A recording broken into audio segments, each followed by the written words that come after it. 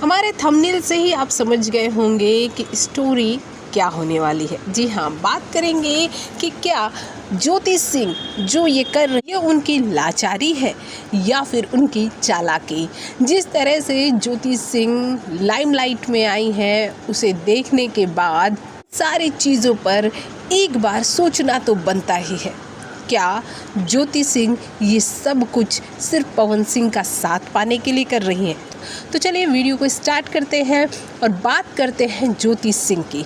जी हाँ, जिस तरह से ज्योति सिंह और पवन सिंह के रिश्तों में अप्स एंड डाउन आपने देखे होंगे, उसे देखने के बाद हर कोई दोषी तो सिर्फ पवन सिंह को ठहरा रहा होगा। क्योंकि अगर उनके प्रीवियस रिलेशनशिप पर भी अगर आप ध्यान देंगे तो हर कोई यही कहेगा कि सिंह एक ऐसे व्यक्ति हैं जिनका हर थोड़े समय बाद औरतों से दिल ऊब जाता है। पवन सिंह के गर्लफ्रेंडों की एक लंबी फहरिस्त है, इस पर किसी और दिन वीडियो बनाएंगे। लेकिन बात अगर ट्रस्टफुल पार्टनर की करें तो वो पवन सिंह में नहीं दिखता, क्योंकि उनकी जो रिलेशनशिप रहे हैं पिछले, वो इसकी गवाही देते हैं। फिर वो चाहे उनकी पत्नी नीलम सिंह रही हो, जिनकी आत्महत्या काफ़ी सुर्खियों में रही और आज भी रहती है, फिर अक्षरा सिंह रही हो, या उनकी पहली पत्नी रीना रानी रही हो, और अब उनकी तीसरी पत्नी ज्योति सिंह की ही अगर बात कर लें तो वो भी उनके साथ नहीं रहती। इससे एक बात तो समझ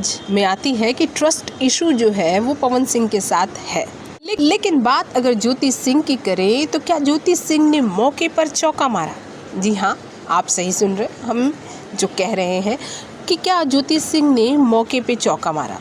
इसलिए हम ये कह रहे हैं क्योंकि ज्योति सिंह को जब पवन सिंह डिवोर्स देने जाते हैं, फाइल करते हैं डिवोर्स, तो ज्योति सिंह की तरफ से एक बड़ी रकम मांगी जाती है एलिमनी के तौर पर, साथ ही घर मांगा जाता है, और तो और अपने लिए ज्योति सिंह एक गाड़ी की भी डिमांड करती हैं, ऐसा सुनने में आया है।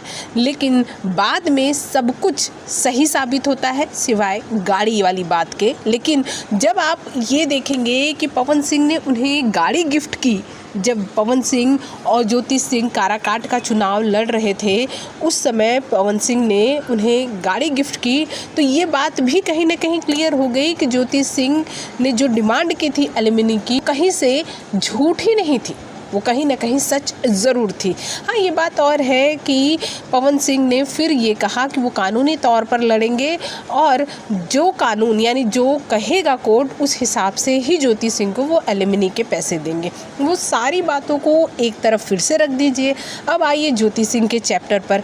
ज्योति सिंह को जब ये लगा कि पवन सिंह के नाम से उन्हें फ़ायदा हो रहा है और वो पवन सिंह का नाम हटाकर भी अपना एक कैरियर बना सकती है राजनीति कैरियर में, तो उन्होंने अब उस चीज़ को समझ लिया है कि पवन सिंह का नाम लेकर जब एक मामूली लड़की सुपरस्टार बन सकती है, तो वो तो पवन सिंह की पत्नी है, उनका तो इतना हक भी बनता है कि वो पवन सिंह का नाम यूज़ करके राजनीति में अपना कैरियर चमका सकें। वैसे हम आपको बता दें, आगाज़ रिश्ते के ख़राब की अगर माने तो ज्योति सिंह की तरफ से ही हुई थी, जब ज्योति सिंह ने अक्षरा सिंह को कॉल किया और उसकी रिकॉर्डिंग वायरल हो गई। इसके बाद इन दोनों के रिश्तों में खटास आनी शुरू हो गई। खुद ज्योति सिंह का ये कहना है कि पवन सिंह को ये शक होता था कि मेरा कोई बॉयफ्रेंड है।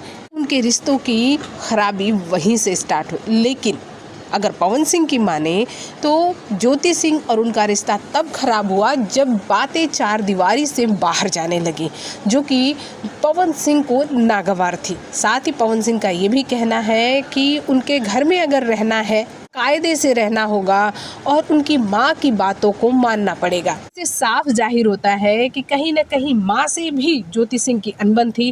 तभी तो पवन सिंह के बर्थडे में जब ज्योति सिंह के लिए क्वेश्चन किया गया कि क्यों ज्योति सिंह नहीं आई, तो उनकी माँ ने जो जवाब दिया आप सभी वाकिफ़ है। वो आई थी, पैसा लेकर चली गई। वो आई थी और पैसा लेकर चली गई, काराकाट के हिसाब से उन्होंने कहा था।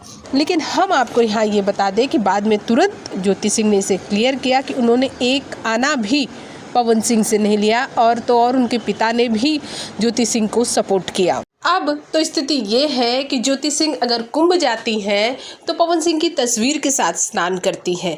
साथ ही साथ वो हर जगह यही कहती नजर आती हैं कि पवन सिंह जब चाहेंगे जिस दिन कहेंगे वो नंगे पैर चली जाएंगी पवन सिंह के साथ और वो कुछ भी डिमांड नहीं करती।